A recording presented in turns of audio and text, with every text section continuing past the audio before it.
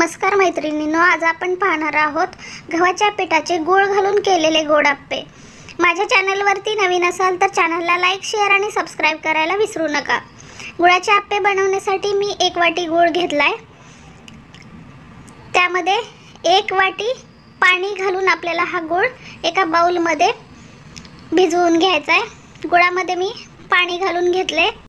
हा गूळ आपल्याला चमच्याने ढवळून पाण्यामध्ये विरघळवून घ्यायचा आहे। गूळ पूर्ण विरघळला की आपल्याला हे पाणी गाळून घ्यायचे आहे, जेणेकरून गुळामध्ये असलेला कचरा जो आहे तो बाजूला निघेल। पहा, मी पाणी आता गाळून घेतलेलं आहे।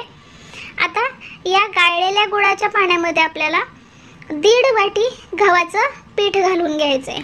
मी मोजून 1.5 वाटी गव्हाचं पीठ घेतलेलं आहे।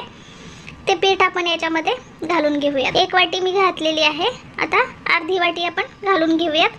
त्यानंतर त्याच्यामध्ये 2 चमचे बेसन पीठ घालून घ्यायचे।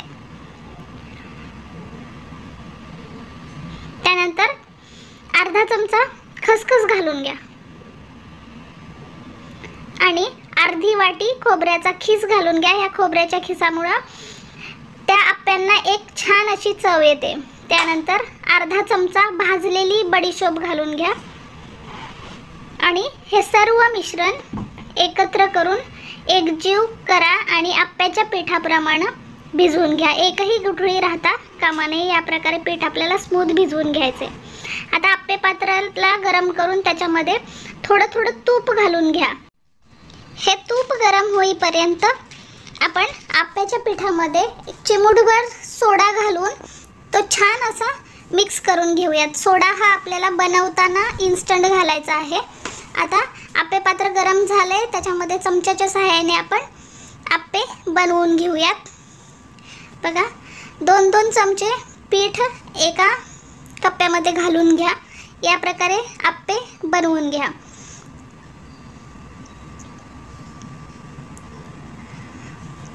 पहा, आप्पे बनवून झालेले आहेत। आता या आप्प्यावरती आपल्याला झाकण ठेवून 2 ते 3 मिनिट आपल्याला याला वाफवून घ्यायचंय।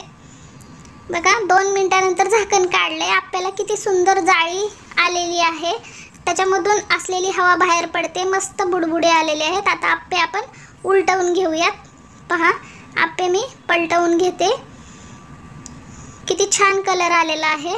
आप्पे पलटवून घेतलेत आणि ही सगळी प्रोसेस आपल्याला मीडियम टू लो फ्लेम वरती करायची आहे। जास्त मोठ्या गॅसवरती हे आप्पे करपून जातील। पहा, परत आप्पे आपण एकदा उलटवून घेऊयात।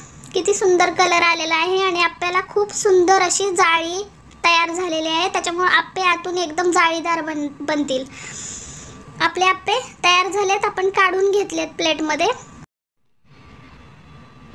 त्यानंतर पहा, मी आप्पे पात्रामध्ये दुसरी बॅच आप्प्यांची घालून घेतलेली आहे। आता ही दुसरी बॅचही आपली भाजून झालेली आहे। हे आप्पे आपण काढून घेऊयात प्लेटमध्ये। तयार आहेत आपले गोडाचे किंवा गव्हाच्या पिठाचे गोड आप्पे।